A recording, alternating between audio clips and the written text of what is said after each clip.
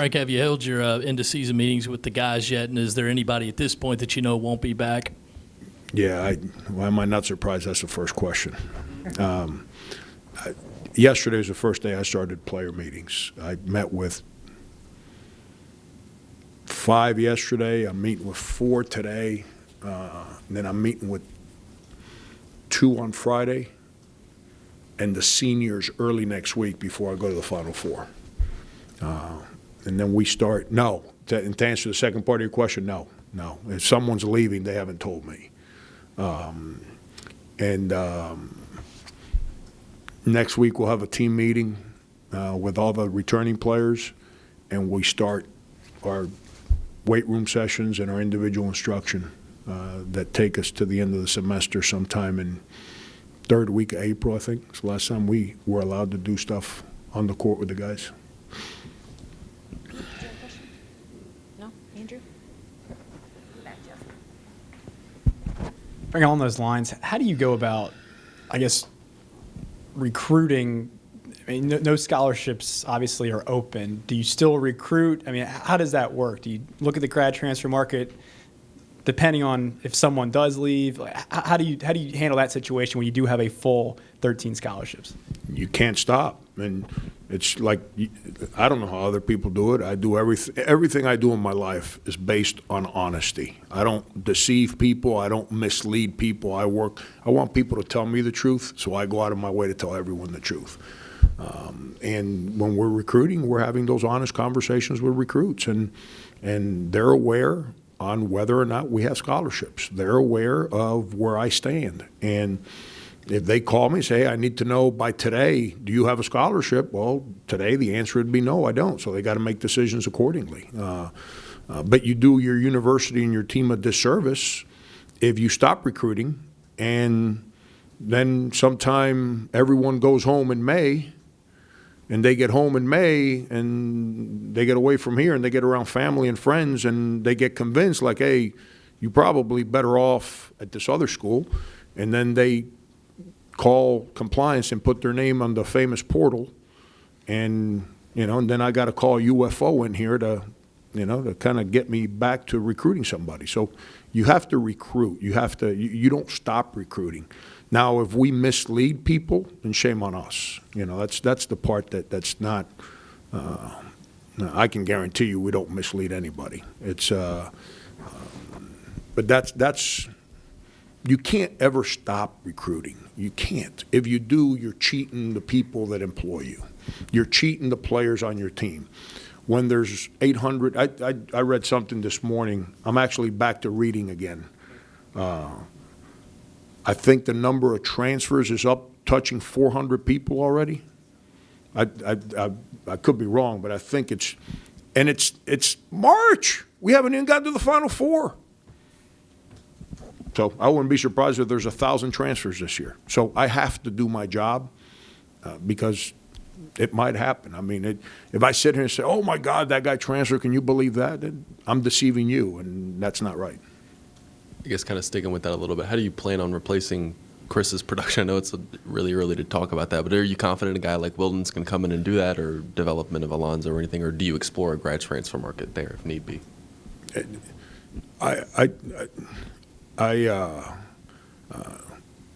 I've answered this question when Denny Clemente left K-State. I answered this question when Jacob Pullen left K-State. I answered that question when Michael Carrera left here. I answered that question when Sindarius Thornwell left here. You don't replace, and I'm not being condescending to your question. It's what we go through as coaches and what you go through in a program. You don't ever replace your best player with a first-year guy. If that's what you're doing, you don't have a program. You're trying to find a team, and that's not the way it works. We have a lot of guys coming back. We obviously, I haven't stuck my head in a pillowcase yet to try and figure out how next year's team needs to play. But when you return a bunch of players, you kind of have a feel for the guys coming back. We probably won't play solely through the low post next year. We probably need to play a little differently. We probably might evolve defensively because we have so many 6'6" athletic guys. I don't have that answer for you, but I can tell you this: we're not replacing Chris as Chris by anybody on our team or by anyone that's coming in. We replace. Hit rewind. Not we replace. We build next year's team based on the strength of the personnel going into next year's team. And that's what you do, and that's what we'll do. That's what we'll, like this week, we start individuals. Next week, like I said, it's all individual player development from here until the end of April. When we get back in August, now as a staff, we've met and we started to create thoughts on how we want to play. That's a great thing. I wish we had spring or summer basketball. Football gets spring football. I wish we had summer basketball, where we can actually conduct 10 practices and have 2 scrimmages. What a great idea that would be. You know what I mean? Seriously, who's getting hurt if we did that? Who would get hurt if we said every Division I school can have 10 practices and 2 scrimmages in the summer? Heck, they're all on campus anyways taking summer school courses. Who's getting hurt by that? Is somebody like, oh, no, oh, my God, can you believe what an injustice, what an advantage? Who's getting hurt by that? So you practice with the guys that are on your campus 10 days, and you play 2 scrimmages. They don't have to be open to the public. If you really wanted to get creative and excited about it, open it to the public. Then you start seeing people actually talk basketball in August rather than January. But I get it. Then you're stepping on toes that nobody wants to step on, and you don't want to be promoting basketball in August. That would be a major problem, But your bosses would not like you as employees if you wrote or talked basketball in August. I know that for a fact. But in the summer, we start now developing our players as to how we're projecting our team to play next year. But Justin and I just keep going. Just, one after the other. AJ will be a better player next year. Keyshawn will be a better player next year. Justin and I will be a better player next year. It just will be different. In what way, I don't know. But you don't replace your leading scorer with a first-year guy. If you do, you don't have a program. You're building a team, and I think we're past those days here. Jeff? Frank, following up on Chris, looking back on his career, what's his legacy here, you think? That we all base success for athletes based on numbers, based on trophies, and I get it. That's part of it. I'm not being critical of that stuff, but who you are as a person is valued a lot more than any of those other numbers or materialistic things that you can tie to someone's success. He brought an enthusiasm for what we do and who he is every single day. And anyone that was his teammate, Sindarius copied me on social media, and then he texted me. He says, "Hey, read what I put down, and you need to say something." I said, "I'm off social media for a little while." But I read what he put, and he said something, replied to somebody that if you look back to our NCAA tournament run, Chris was the guy that made the difference on the games we won and didn't win. That should tell you a lot about what his teammates think of him. As coaches, we're going to miss, what we are going to miss? His personality. Not having his voice, his enthusiasm, his courage every single day, his loyalty every single day, that's going to be missed. I'm more concerned with how we replace that than how we replace points or assists or turnovers or blocks, turnovers, fouls. Got to find somebody to foul. I'll be so depressed on the sideline if we don't commit fouls. I mean, but that's his enthusiasm for this university, for that uniform, for his teammates, for how we do things. He brought in the weight room. You guys see the games. I'm just telling you, that's who he is in the weight room every day. That's who he is in practice every day. It can be a workout in June or a practice before the Kentucky game. His enthusiasm never changes. That's everyone that he touched around here is going to remember that joy that he brought every single day he's around us. Frank, going back to roster construction, would you consider yourself in an ideal world if you're going into next year with the 13 you have on scholarship, or would an ideal world be something else in the grad transfer market or something else that would come about to replace something in the post or elsewhere? Yeah, no, Will, I don't know why. I know why it happens, but why it happens here. Because I try to be honest with you guys. I try not to deceive people. I'm pretty open with how we do things. I don't recruit guys to replace them a year later. That's not how I work. I don't replace guys that aren't talented enough. I don't work that way. When we recruit guys, our vision is for them to be here for as long as they want to be here, number one. Number two, have eligibility or are good enough to become a pro. That's the vision. We don't recruit guys. Having to re-recruit scholarships that are open a year after signing somebody is not fun.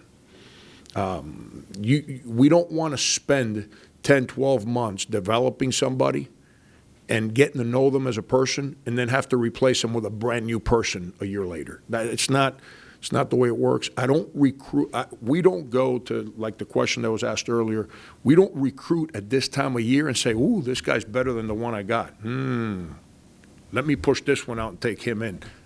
I'm not saying other people don't do that. Frank Martin does not do that. But we do have 900 transfers. We've had, you guys report it, you know that I don't pay attention to negativity. You guys report how many guys have transferred out of here in my 6 years here. You guys know that like better than you know my name. So just so you guys know, 85, 90% of those guys were not told to leave. They left on their own. Okay? I've had to put a couple guys out of here for obvious reasons, and you guys know who they are. Okay? But I don't recruit at this time of year to see if, like, ooh, that guy better than the one I got. Let me push this one out and run this one in here. No, you don't do that. And if you do that, you deserve to fail, because then you're cheating people. When you cheat people, especially kids, you don't deserve to have success. And I don't work that way. We have returning players. We signed the guys we wanted in the fall. It's the first time in a couple years where I don't want to say we're ahead of the curve in recruiting, because I don't think you ever get ahead of the curve in recruiting. But it's the first time we're going into a spring where we can really concentrate on underclassmen and not scramble to get another 2 guys or whatever. I hope it stays that way. Phil, and then if you can just pass it over to John. Would you update us on the health status of Moss? Which one? Well, I'm we trying to might be remember here them for all. 3 hours now. Moss, Mania, Cud, how much are they all able to do now? And in Kuznart's case, is he now completely clear to be a student and a basketball player and play for you guys next year? Yeah, he's been cleared to practice from day one. He's been cleared to play next year from day one. That's never been in question. It was just freshman eligibility in games that wasn't and continues to be in question. Unfortunately for him, his freshman season's over. So regardless of what that was, that's not around anymore. He will be. I won't say this, but I don't think his family's going to get mad. He's a 3.4 student, GPA-wise. So I don't see him being academically ineligible because he's been very good as a student here. So he's good to go. All the guys that are hurt, Justin's cleared. Cud had a test yesterday afternoon. I don't know what a strength test on his leg. I don't know what the results are. I'm sure I'll see Mark. It was Mark's birthday yesterday, so he came in to test Cud and got out of here. Mark Roger, our trainer. And I wasn't going to call him in the offseason to ask about who's healthy and who's not. So I'm sure I'll see Mark today, and he'll give me clarity. So Jason's real close to being cleared. TJ Moss is cast, boot, everything off. Yesterday, he's one of the guys I met with yesterday. He said it's the first time in a long time that he can walk and have no pain in his foot. So it's a matter now of strength before he gets cleared. The plan with him is when we get back for, June 3rd, I want to say, summer school, he's fully cleared, all systems go. That's the plan with him. I'm missing somebody. AJ's good. You know, I told you guys that they covered the game. We played Auburn on Friday. On Wednesday, he rolled his right ankle, and I was like, you got to be kidding me. Like, really? And he was really depressed on the flight out there. And his spirits were better Thursday morning. He gave it a go in practice. He was stiff, but he got through practice. And then he just wasn't healthy enough to play. But he's good. He'll be ready to go when we work out on Monday or Tuesday. I'm not sure which day it is. It's a long list of guys. I know I'm leaving somebody out right now. Is that it? Yeah, Frank dealt with ankle the whole year, knee, then ankles. He's healthy. I think that's it. Yeah. John? Were you ever given an explanation on why you guys didn't make the NIT? I'm just curious if you were able to speak with anyone from that committee and get some clarity as to why you guys didn't get selected. I like the questions that get me in trouble. The answer is no. I wish there was a set criteria as to who belongs and who doesn't belong. I'm not going to call out other schools because I don't want other people talking about me.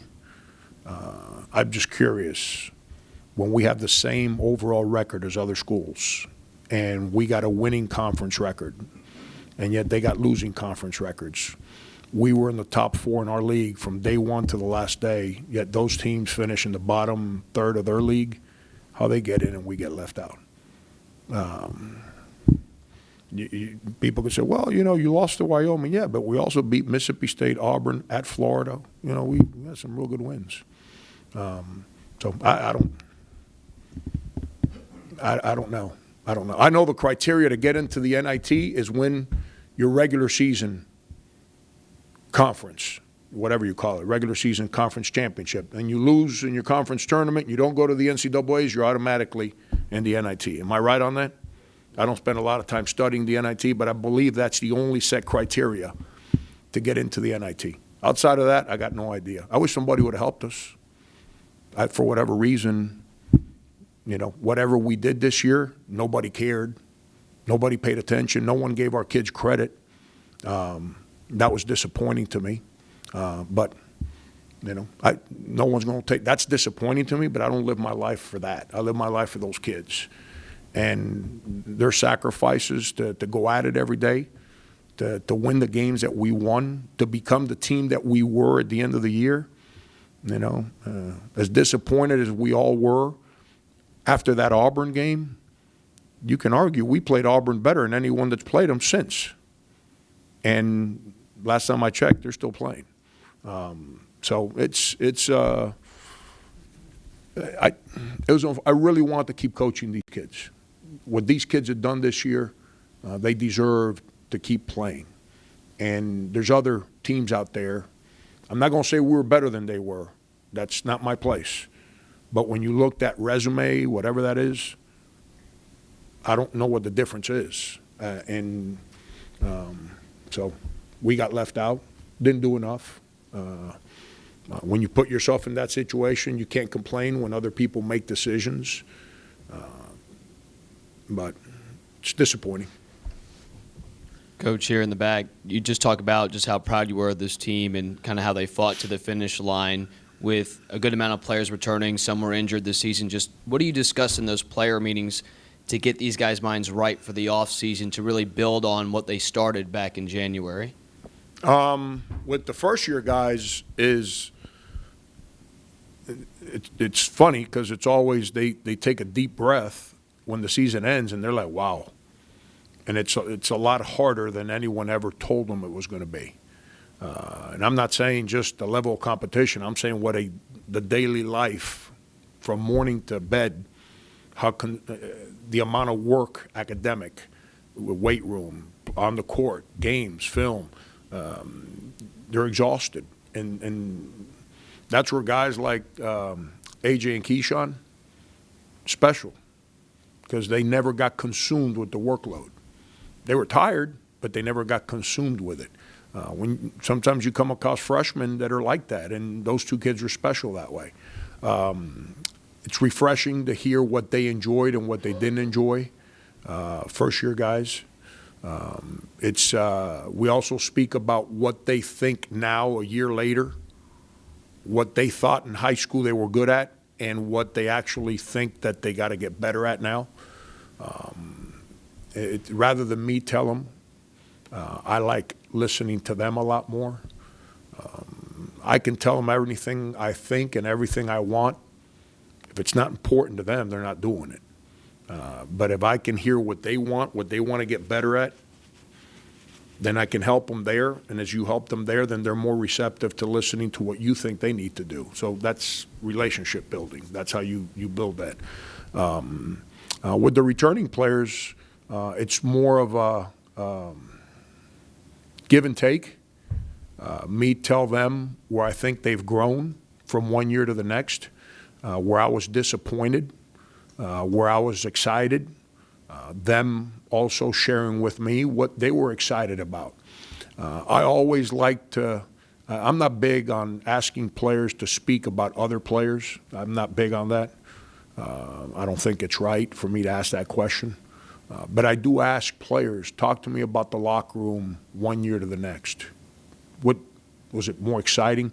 And every returning player to the T said they had a lot of fun this year, that the camaraderie was pretty good, that the communication was better. And as a coach, that's what you're looking for. Frank, when you start game planning, you're trying to figure out what you want for a non-conference schedule, and when you go out to the Final Four, is that where you start maybe sowing a few seeds of trying to bring some teams in here for your non-con? Yeah, you know, Reggie, the majority of the meat and potato games are already in stone. What we're trying to fill in the schedule now is with guarantee games, with windows that might still be open. I haven't tried to figure this out. Because I really, for the last 7-8 days, I've been kind of in my own world, not really engaged with, I've been doing my job, but I haven't been engaged with like scheduling and X's and O's and stuff of that nature. But I think we need one game to complete our schedule for next year. 1 or 2 games, one or the other. And I think it's one game, and then it's that Division II game that I like to play. Just trying to figure that out. I'm pretty sure that's what the deal is.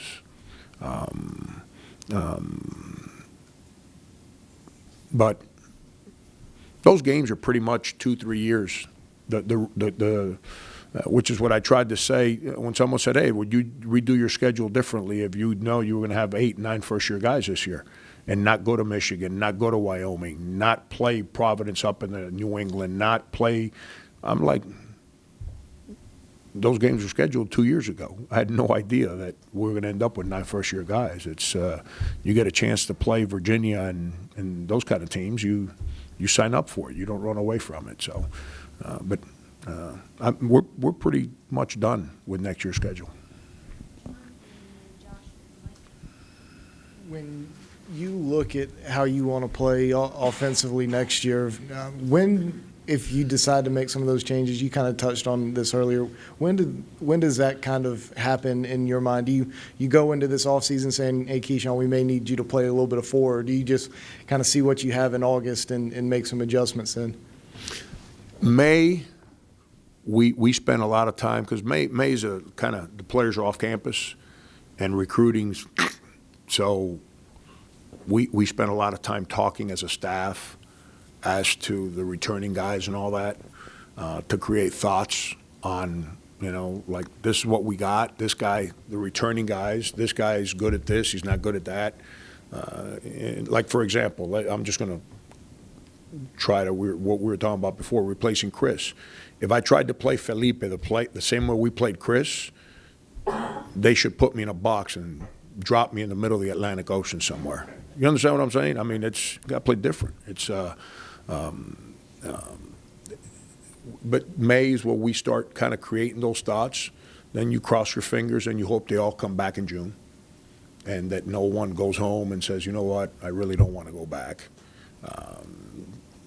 And if they do, then that's why you recruit, so you can have somebody on deck, you know, for whatever reasons, whether they leave or somebody gets in trouble. Those are things you don't control as a coach.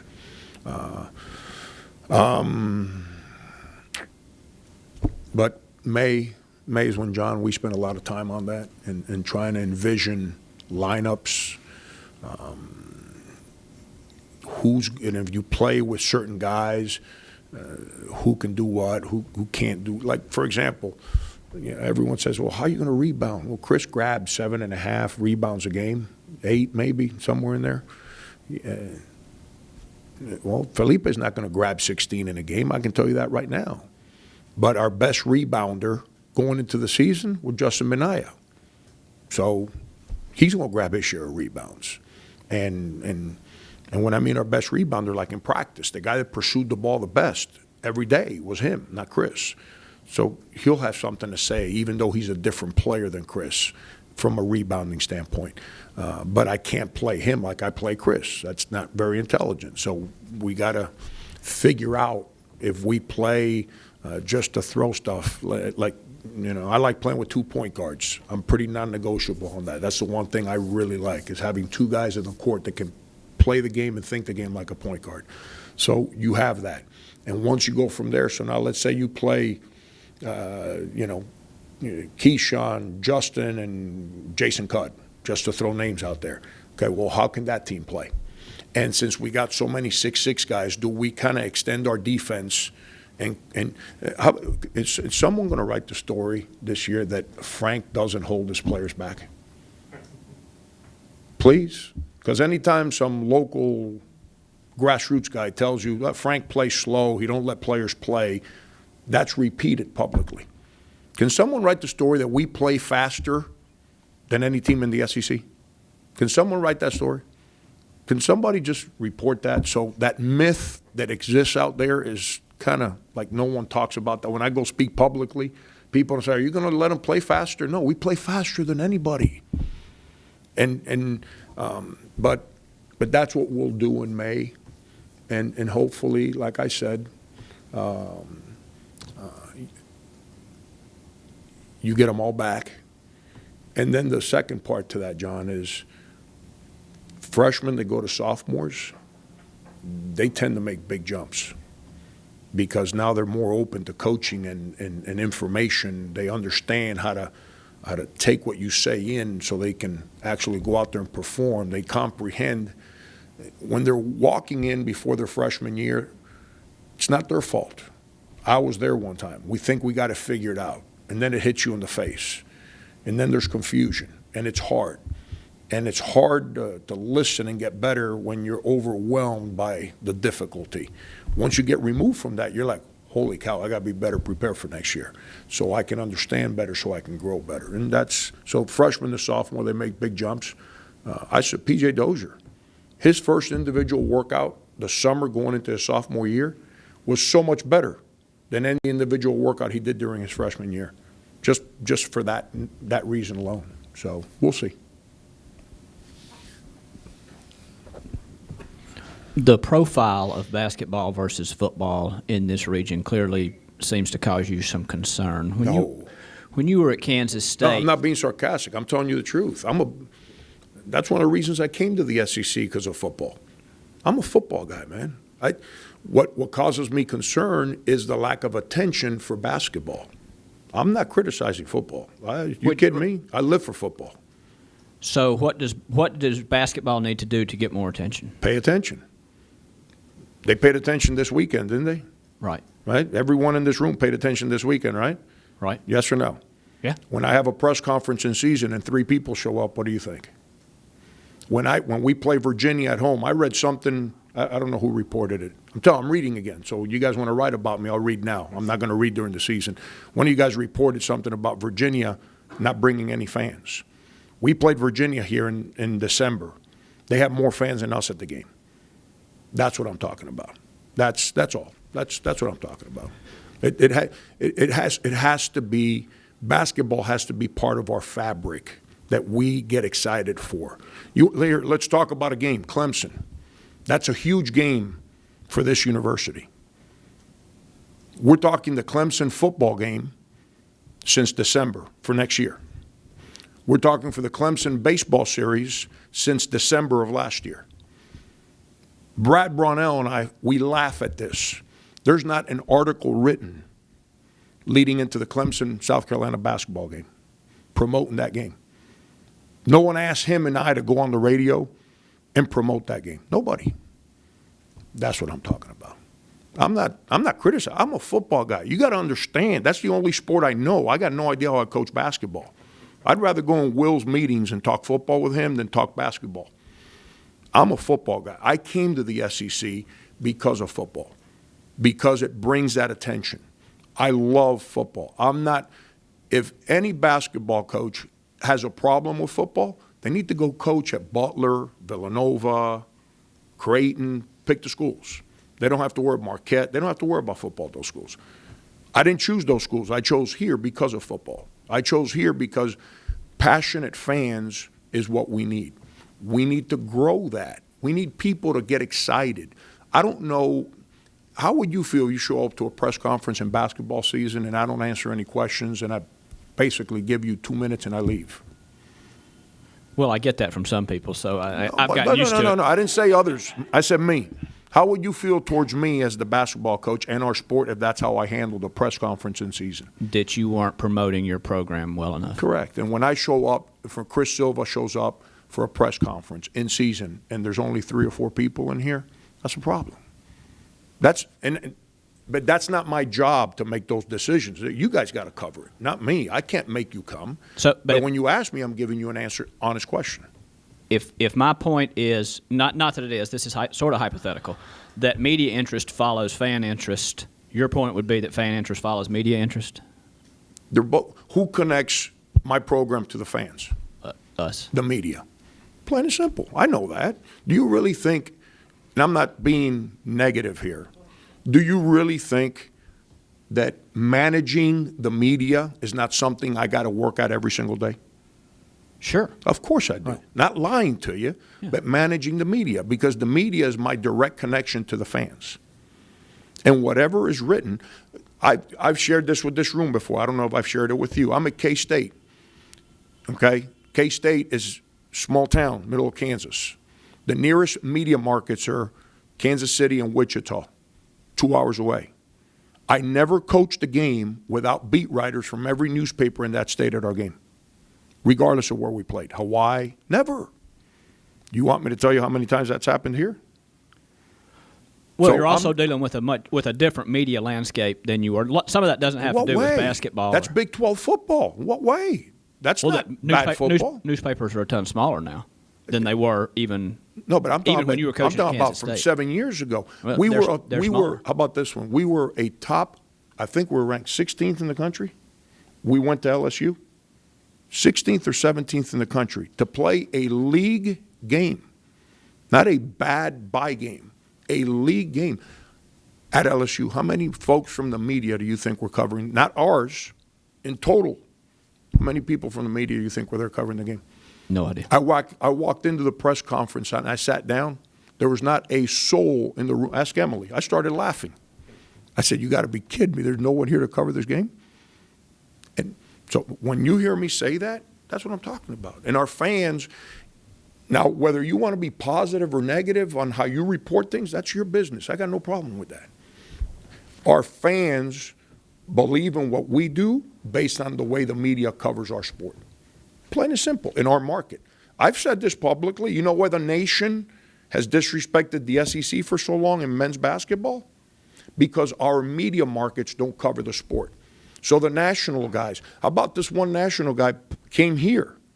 He texts me, he goes, hey, I'm in Colombia. I haven't been here in 30 years. We went to a Final Four 2 years ago. Couldn't come then? You understand what I'm saying? We went to a Final Four, but the national media doesn't look at the media. I had another national guy text me while LSU was playing. Who'd they play in the first round? Holy cow, I can't believe how big and good they are. And I said, well, if you'd ever travel south of the Mason-Dixon line, you could have seen it for yourself like everyone else down here did. But those messages are not put out by our media, and it's not just us. The media markets are the folks in this conference. I'm not trying to compare us to football. Come on. I would never do that. And I came here because I love football. I want to be a part of college football. There's nothing like a Saturday on a college campus where football's important. It creates the mindset, the enthusiasm for your campus for the whole year. That's important to me. What I'm saying is for us to grow, like, for example, you tell anyone around the country that over the last 4 years, we've been in the top 4 in attendance in the SEC, no one knows that. How is it that nobody knows that? That's pretty good. But that message is not put out there. And somehow, some way, it takes time. When you hear me say it takes time, we're not there yet, we haven't changed all that yet. We got to keep working at that. Doesn't end. Here, let me get even a little bit more detailed with you. Okay? Frank Mcguire, you think he was pretty good? That's what they tell me. I read that in the newspaper. Yeah, I know his face is at the Hall of Fame. I saw it myself. Okay. Bill Foster, think he was pretty good? I didn't know Steve Newton. Got no idea who. Never met him. Don't know. Wasn't here very long. So let's skip him. George Felton, he was pretty good. Eddie Fogler, pretty good. Dave Odom, pretty good.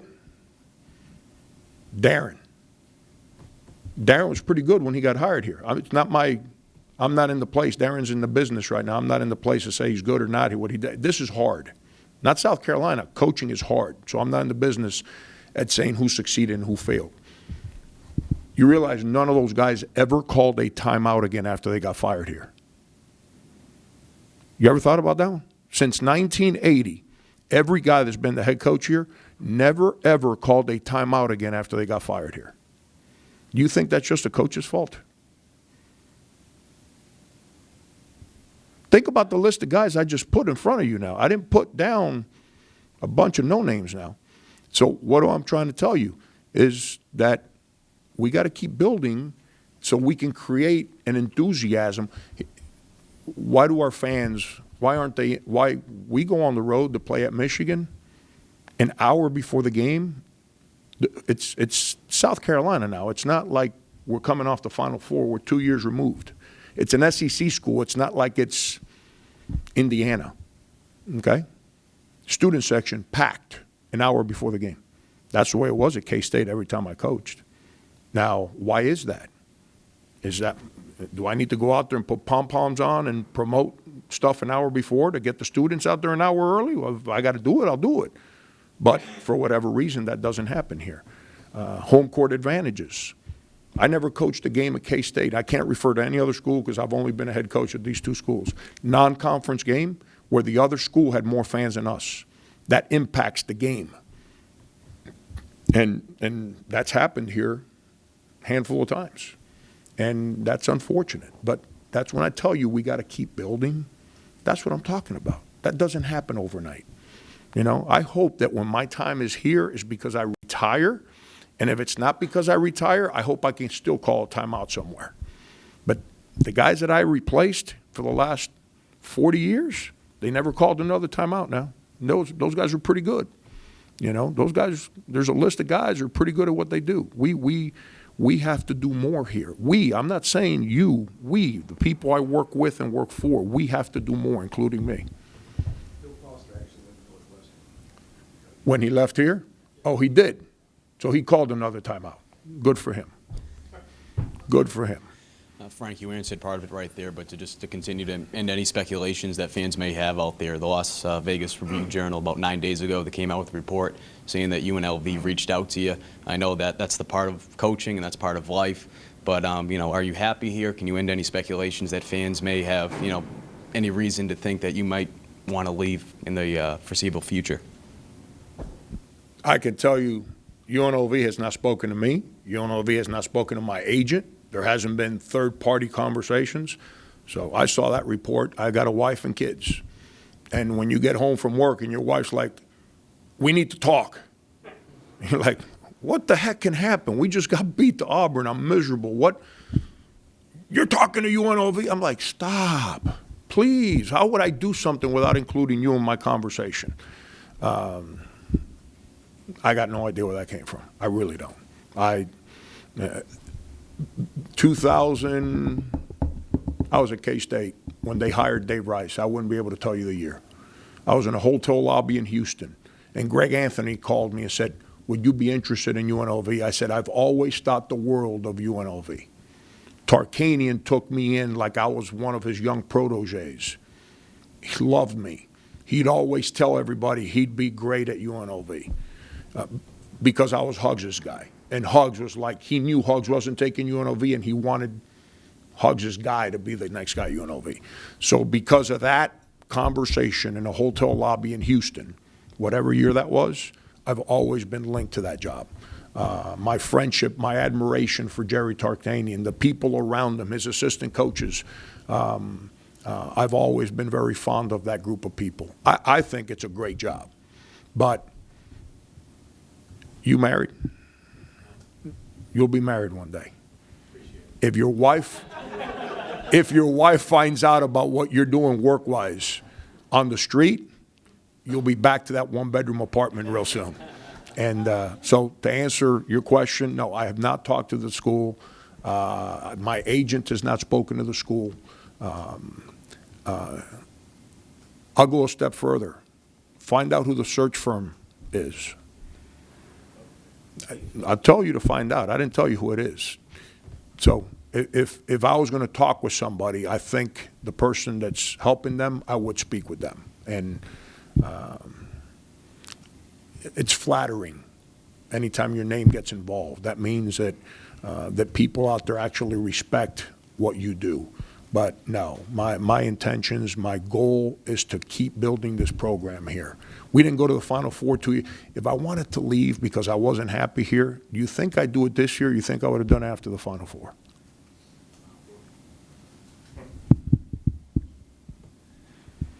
Frank, what did you think of the show put on here this weekend? And do you think that can help you in some of the issues you've already brought up about awareness, attention, going forward? Professionally, I could give a rat's you-know-what about what happened here this weekend. I didn't watch a second. Professionally. Personally, I'm ecstatic that Ray Tanner and his people worked so hard to make that happen. Make that happen for the state, for this community. To continue. I said this when we got it 2 years ago. You go back and see my quotes on what I said. This is another step in helping us build basketball in this community. I hope that happened. I know Ray and his crew worked real hard to make this a possibility. Dawn and her team had to sacrifice to make this a possibility. There's a lot of work that went on to make this weekend.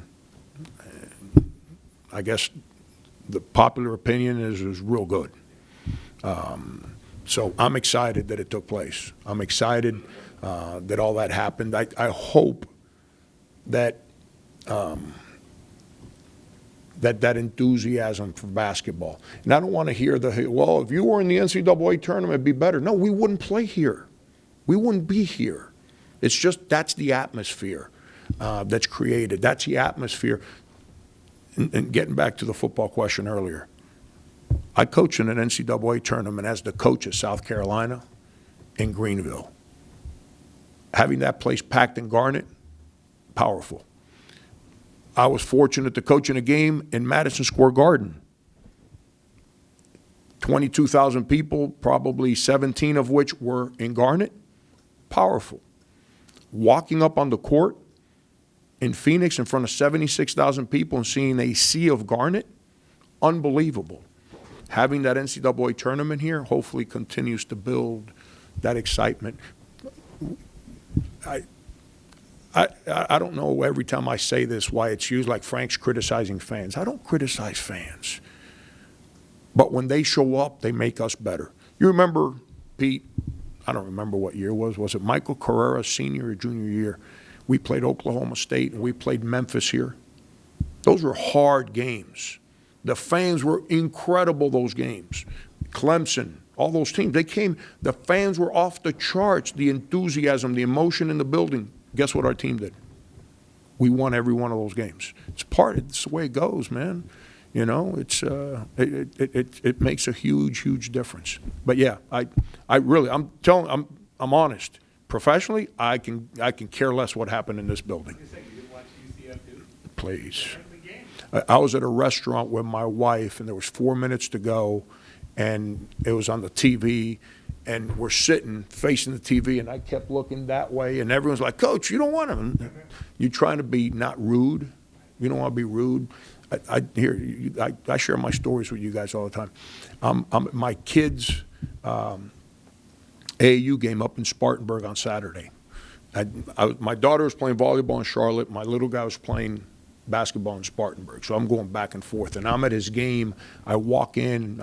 I left the house at 7 a.m. to get to Spartanburg for his game. And I'm sitting in the stands, and I'm half asleep. I'm 3 cups of coffee in, and my brain's not functioning. And I'm sitting there, and they're warming up. And someone taps me on the shoulder and says, a lady says, "I can't believe you're here." And I said, "I'm going to watch my son play, ma'am." She's like, "I thought you'd be back home with that games going on in the arena." And I turned around and I said, "Ma'am, I really don't give a." And then I realized, I turned and I said, "Ma'am, I didn't mean to be rude." But we just spent the last 10 months trying to be in that thing, and we're not in it. I really can care less what's going on in that building right now. But you know, that's another step. Getting back that kind of environment in our state, not just Columbia, in our state, is another step in the right direction. Guys, I'm gonna start here and go around. And Yeah. no more questions. Are you good on time? I'm good. I guess the draft process obviously changed a few years back, and Chris tested waters last year, and obviously came back. I'm just curious as to how you approach that with your players. If a guy does tell you, "Hey, I'm thinking about doing this," how those conversations ultimately go. Yeah, that's my job as a coach, to help them get to that moment. The season's about winning games. The off season is about helping them get where they want to be. And that happens with transfers sometimes. You got to have honest conversations with kids, and they don't want to stay because they feel that, you know, they can do more than what you're asking them to do, and that's part of the whole deal. Same thing with the NBA. They have the ability to. There's these forms that you fill out for underclassmen, and you send it into the Players Association, and they poll the general managers, and then they'll come back and say, okay, out of 32 GMs, 27 responded. 3 say first round, 11 say mid-second round, everyone else says late second, undrafted. So then you provide that information to the families, and you try to help them through the process. My job is not to keep kids in school. My job is to help them grow so they can make a better life. That's what my job is. And if making a better life consists of declaring for the NBA draft, it's my job to help them get there. We have very candid conversations with our players about that stuff, and I don't believe in surprises. You're only surprised when you avoid communication. We have communicated with their parents, with them, the whole time, so everyone has a clear understanding of what the intentions are when the time comes. Frank, Mike started for you as a freshman on the Final Four team. How would you describe his last 2 years, and what does he need to do to make his senior year the best of his career? Yeah, he had actually a solid sophomore year. He tailed off a little bit late, but he had a solid sophomore year. This year he came on like gangbusters. His preseason was tremendous, but he just hit a wall. I can't answer that one for you. He lost total confidence and faith in himself. I think I shared this with you about Steve Sachs. I remember, I'm a baseball guy too. That's the great thing about coaching here. It's the two sports around my season are sports I love, the ones I grew up playing. And Steve Sachs went from all-star second baseman to couldn't pitch the ball 40 feet. It just, and Mike just kind of, he just lost confidence. It's incredible. And it's hard.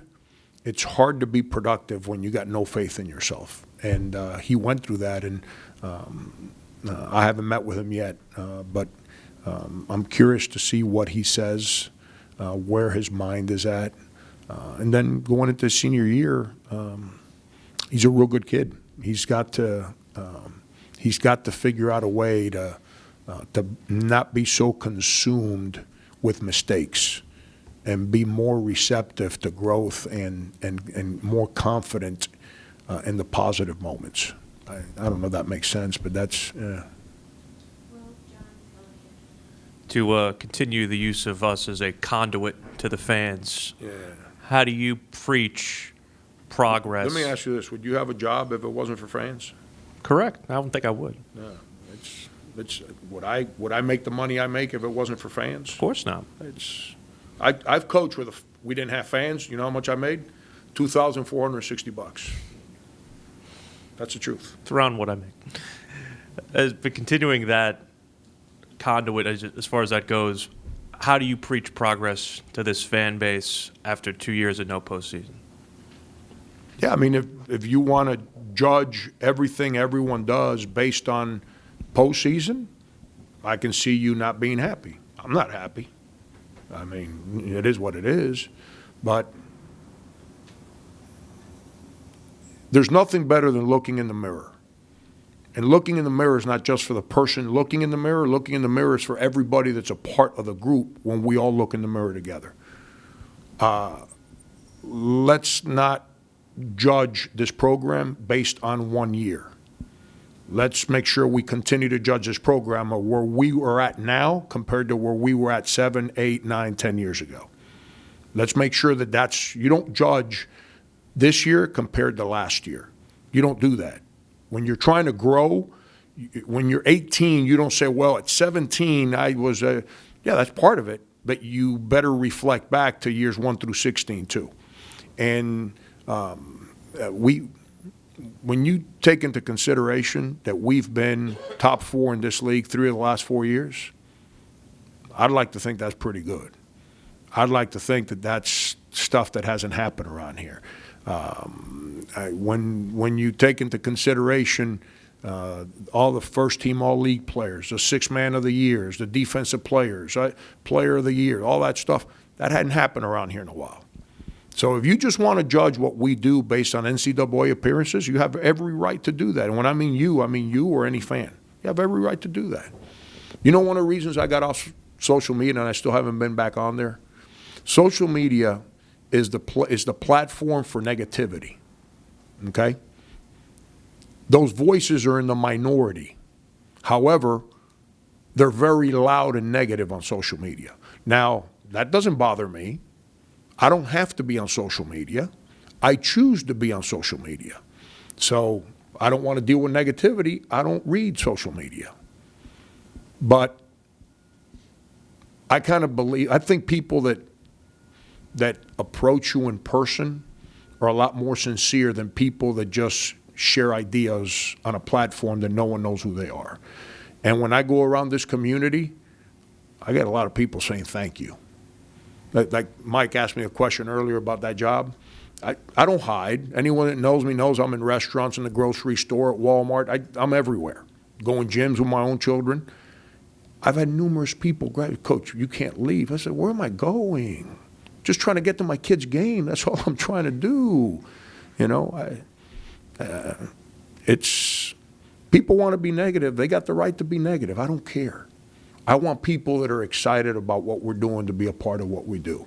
And for anyone to try and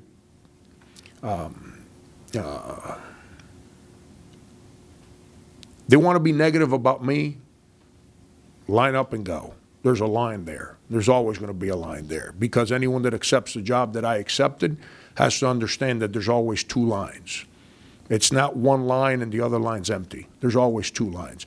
But if you're a Gamecock, don't discredit what those kids have done to sacrifice and build a program around here, because the first game I ever coached in this building, there were 3,000 people in there. 3. For 4 years in a row, we're top 4 in the SEC in attendance. That means that your program's growing. That means that your kids are playing the game the right way. That means that you're winning games, or else people wouldn't come. But if you want to judge everything that we do based on NCAA tournaments, you have that right to do. And if you want to, a fan wants to be negative about that, they have the right to do that too. I'm not going to complain. That's their prerogative. Now, I choose not to listen to the minorities. That's the decision I make in life. That's the great thing about this country. I chose to get on social media. I chose when I don't feel like reading social media. It's pretty simple, but we got a lot of work to do. But I'm not gonna sit around and act like we're going backwards. We're not going backwards. We continue to grow. We continue to schedule in a way that not too many people in the country schedule that way. We continue to challenge our team in ways that are, that our guys have not been challenged at before. And we continue to find success in one of the 2, 3, 4 toughest conferences in the country. So, I don't know. I consider conference basketball a lot harder to win in than non-conference basketball. And what our guys have done in conference play, even last year, what were we, 7-11, I want to say? And we could very easily been 11-7. That's how close we were. But, close only works in horseshoes, to quote the great Matt Figger. He'd say that to me all the time. And Hangrit, yeah, he says that's his line. That's exactly right. Are all 3 signees on track to be here summer 1? Yeah, Trey Anderson's back home in San Diego. He was a postgraduate. So as soon as the basketball season ended at Woodstock Academy, he went back home. He's qualified. He's ready to go. Trey Hannibal graduates. I wouldn't be able to tell you the date, but it's a state of South Carolina public school, so we can figure that out pretty easily. Wildens, yeah, Wildens. He graduates May 28th, 27th, 28th. And he's a full qualifier already. So we're ready to go. Hopefully, all 3 will be on campus June the 3rd. And what does that trio, as a group, what do they bring to this program? What attributes, what qualities do you already see in them that that they'll bring to this program? Yeah, I'm going to go back to Kendall's question earlier. We have spent a lot of time writing about all the kids that didn't come to South Carolina and speaking about them. Why haven't we spent more time speaking about Trey Hannibal? Why haven't we spent more time just excited about the fact that he does want to play at South Carolina? And to your another step in that direction. How do you build that basketball culture? I'm not trying to take away from the kids that chose to go to other schools, but there's so much written and spoken about the ones that went somewhere else, and the ones that chose to come here, they're not spoken about or promoted in the same way. PJ Sendarius, their accomplishments. Why are we in the NCAA tournament and nothing's being said about the fact that those 2 guys did something that no one in the state of South Carolina has ever been done, and it was done with South Carolina kids? Why isn't that being written? Why isn't anyone speaking about that? But Trey, listen, I've been coaching for a while. I watch a lot of high school basketball. When you score 62 points and grab 24 rebounds as a point guard in a state playoff elimination game, that's not easy to do. That's pretty good. Trey's phenomenal. he brings an athleticism, a mindset, a dynamic that we haven't had at point guard since I've been here. A toughness. He is a special human being that's an elite player. Trey Anderson is long and can really, really shoot the basketball. You know, so that's another guy that fits into the guys that Frank holds back. He doesn't let them play. So when we play those 48, 46 games, you know, we'll utilize his three-point shooting so he can shoot one ball a game. Sarcasm is one of my greatest strengths. You should see me at practice. But Trey's just, again, a guy that's been in the background on his high school team, on his AAU team, had teammates that were recruited at a high level. And for whatever reason, everyone kind of looked at him and was like, yeah, but. And I didn't say, yeah, but. I say, yeah, I like. And he got excited about it. And so he brings the ability to shoot the ball at a high level with some size. And then Wilden's, just think Chris Silva. That's the enthusiasm that he has. Now, is he going to be as strong, as an explosive as Chris was? I don't know. We'll figure that out when he gets here. But I tell you this, he blocked shots at a higher clip than Chris did when Chris was in high school. He's a bigger player, you know, but, you know, we'll see about all that. We'll see all. They fit what we needed, and they fit who we are. So we're excited about that. You said something about 50 minutes ago, so I'm not sure I can remember it exactly. But in talking about not getting into you wouldn't be good on my team. In not getting into the NIT, you said something like, I wished somebody had helped us. Who are you referring to in that case? What kind of help would you want? Anyone that's in a. Are you talking about administratively or what? No, I'm not. If I thought Ray Tanner needed to be that, I would have said Ray Tanner. I think all the above. Our league office, I think our, you know, campus, you know, someone in administration. I'm worried about beating Auburn in the conference quarterfinals. I'm not worried about politicking for the NIT. Does that make sense what I'm saying? You know, some coaches are good politicians. They do a great job on cameras and they rah, and good for them. That's not who I am. I tried to do that one day after the Georgia game. Is that when it was? When was it? When did I sit up here? Was it after the Georgia game? And I kind of came up with all kinds of numbers and all that, and everyone left here saying, Frank's a fool. You know, why is he doing that? They don't belong in the NCAA tournament. I know we didn't belong in the NCAA tournament at that time. All I was trying to say is that we're not as bad as we're being made out to be right now. That's all I was trying to say. But I don't know, whoever. Phil, I got no idea. Somebody. So if you and I go up for a job and my resume is better than yours and you get the job, what am I going to say? Somebody help Phil. Isn't that how life works? Yes or no? So somebody helped those teams that didn't have resumes as good as ours. So I wish whoever helped them would have helped us. Do you think only having a losing record against D1 teams, did that keep you out of the NIT? So if you play 31 games, you're an NIT team, but if you play 30, you're not. That what you're asking me? They don't usually take The NIT doesn't have NCAA criteria. Maybe they do. They don't have the NIT. NIT does not have NCAA criteria. No, they look at your record as what it is. I'm 99% sure that the NCAA, I've been in the NCAA war room. They take that off the board. But I don't believe the NIT does that. So let me ask you this, Phil. So let's say they did. So then our record is 15-16, right?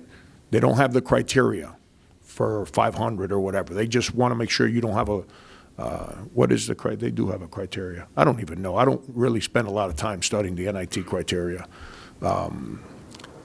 So you mean to tell me that we're 15-16, 11-7 in league play, a team that's 16-16, but they're 7-13 in league play?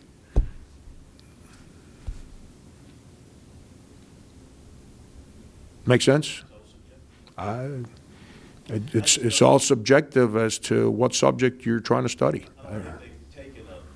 North Carolina got in 2010, was it, with a 500 record? It's not a rule that you have to take a 500 team, but they've never taken a team that's below 500. Yeah, but we weren't below 500.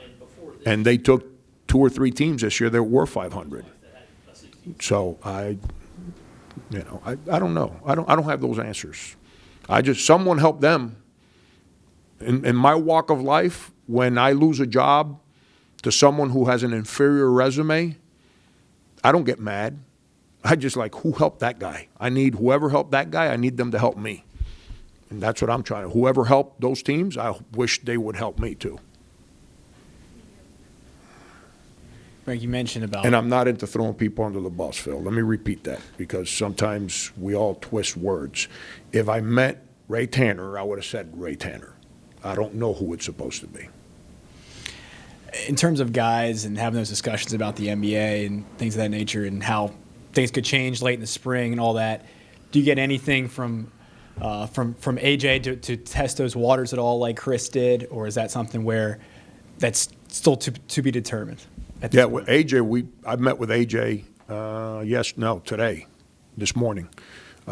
He's the one guy that right now has possibilities, but we're in the fact-finding information stage to see if it's something that it'd be worth his time, and But the problem is the following: if you can do it, why not do it? If you lose eligibility, then I understand, like, say, ooh. But if you can declare and go get workouts and get real information in person, why not do it? Who's getting hurt by that? That's why, Chris last year, do it, man. You got to go get this information, get in front of these guys. You know what made Chris came back to school? Is the information that he got directly from general managers was like, you're not ready. Not some street guy saying, hey, I talked to this guy that knows that guy that knows this agent that knows that guy that says that you're going to be a second-round pick. No, he sat in front of people, and they basically explained stuff to him. So why not do it? You get real information, not secondhand information when you go through that process.